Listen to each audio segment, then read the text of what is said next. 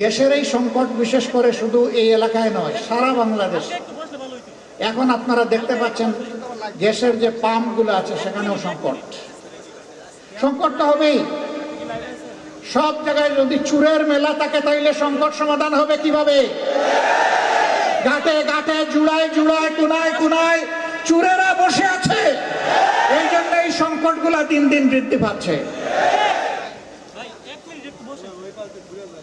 বৈধ লাইন যে নিয়েছে সে গ্যাস পায় না, আবার বাঁকা পথে চুরি করে যে লাইন নিয়েছে ও ঠিকই গ্যাস পায়।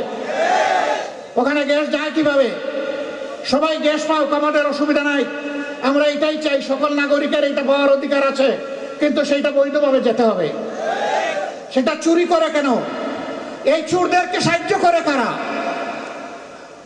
কেউ না কেউ এর পিছনে এই চোরদেরকে সহায়তা করে, গডফাদাররা আছে জায়গায় জায়গায়।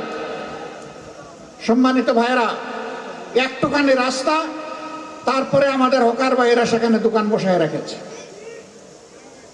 কেন তাদেরকে এইখানে বসতে হবে? হ্যাঁ, তাদের রুজি রোজগারের অবশ্যই প্রয়োজন আছে, তাদেরকে সম্মানজনক জায়গা তৈরি করে দেয়া হচ্ছে না কেন? চলাচলের রাস্তা কেন তাদের হাতে তুলে দেওয়া হয়েছে?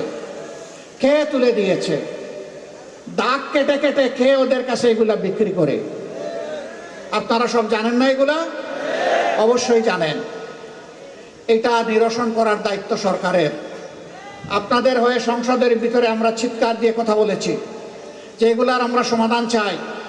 সমাধান যাদের হাতে তাদেরকেই সমাধান করতে হবে। তারা যদি সমাধানে হাত দেন, জনগণ আমরা তাদেরকে সহযোগিতা করব ইনশাআল্লাহ।